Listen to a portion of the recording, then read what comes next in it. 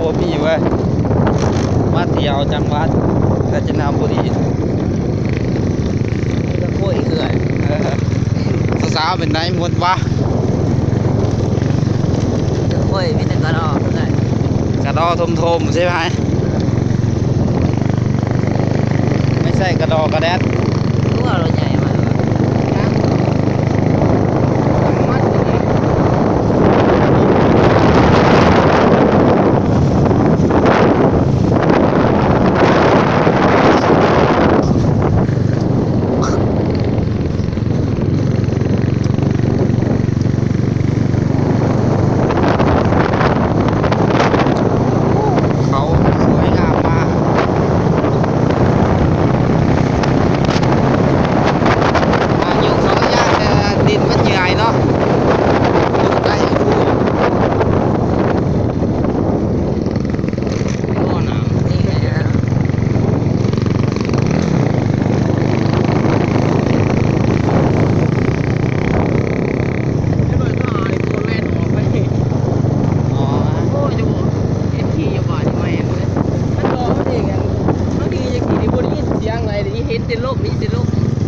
แลน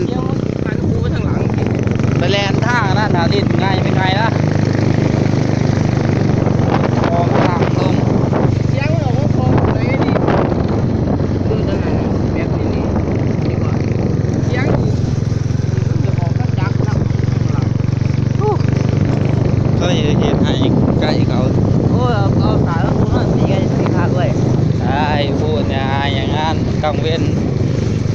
โอ้ยถ่ายเถอะทับอยู่วะดิเฮ้ยโอ้ยว่าอยู่ถ่ายวิดีโออยู่วะไหนผู้ใด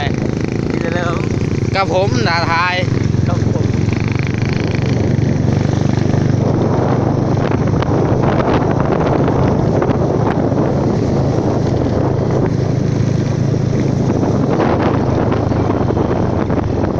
ที่ไหนภาษาวะ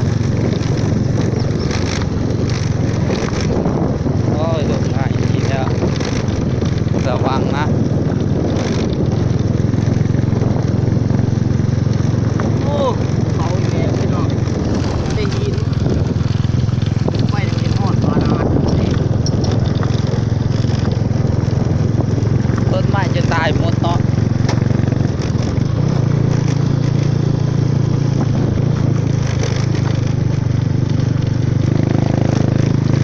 ระวังได้เกิดยาพิษของพี่ก็เอาคล้องทางวันนี้เคยโดดมาแล้วโอ้มาหมดทางเคยที่ใหม่นี่ตีโค้ง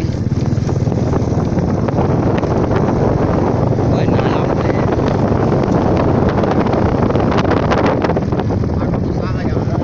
โอ้ย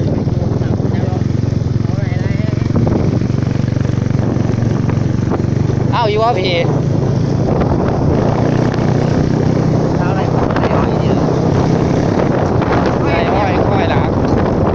พัดหน่อยเอาอยู่มันน้องเจ๊งแห้งอยู่ซื่อนะเธอได้อย่างเธอคงทิ้งให้อยู่คนเดียวแล้ววันหนึ่งฉันเดินเข้าป่าฉันเจอนกตัวหนึ่งมันถามพ่อบ้านจะไปไหนครับนายพี่แอดเนาะพี่แอดมาสู่บ้านที่ร้ายอย่างเธอคงทิ้งให้อยู่คนเดียว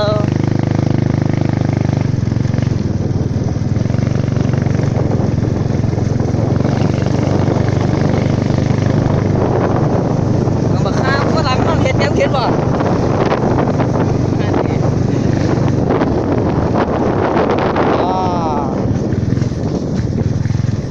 ร้อยแตกแล้ว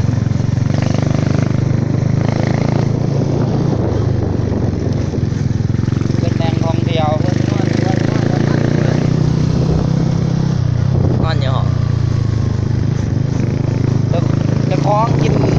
น้ำเจ้าก็น้ำแดงเบิดสองคนก็หมดพวกคนยังมันจะตื่นอยู่โอ้ไม่ควรไม่บ่มา กว่าบางอย่างยังเดี๋ยวยังโคกปลาไปกินไม่กิน